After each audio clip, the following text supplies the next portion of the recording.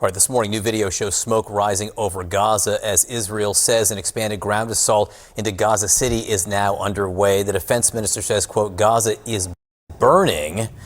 The incursion comes in defiance of international condemnation, and as Israel has been accelerating airstrikes there. With us is Admiral James Stavridis, former NATO Supreme Allied Commander. Admiral, thank you very much for being with us. What would military success in this operation in Gaza City be? What do you see as an achievable strategy?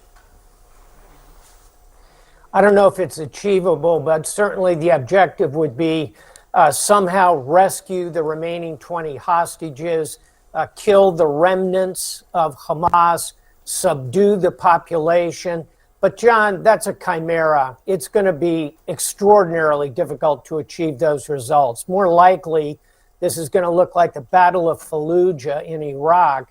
20 years ago, U.S. Marines, infantry, the shock troops, the top shock troops in the world had to go into Fallujah. We lost hundreds killed and wounded, thousands civilians killed, in uneasy peace eventually, but you can drop a plumb line to the events of Fallujah and the rise of the Islamic State.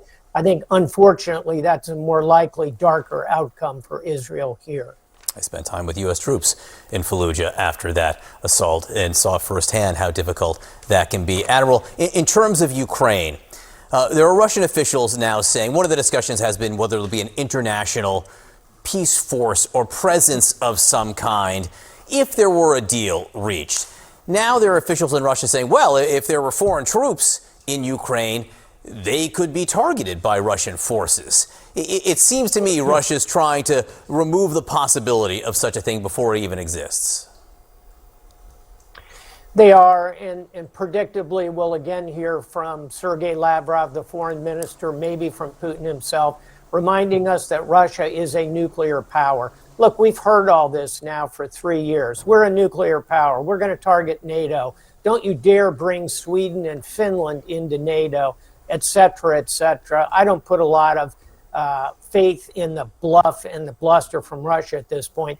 Before we get to troops on the ground, John, I think there's a halfway house, and that would be to establish a no-fly zone. Volodymyr Zelensky has been, quite correctly, for 3 years now, calling for us to, quote, close the skies over Ukraine. That would take a big tool away from Vladimir Putin. NATO jets can do that. I know that as a former Supreme Allied Commander of NATO. I think it's time to strongly consider a no-fly zone before we get to putting troops on the ground. Admiral James Stavridis, great to see you this morning. Thanks so much for sharing your thoughts.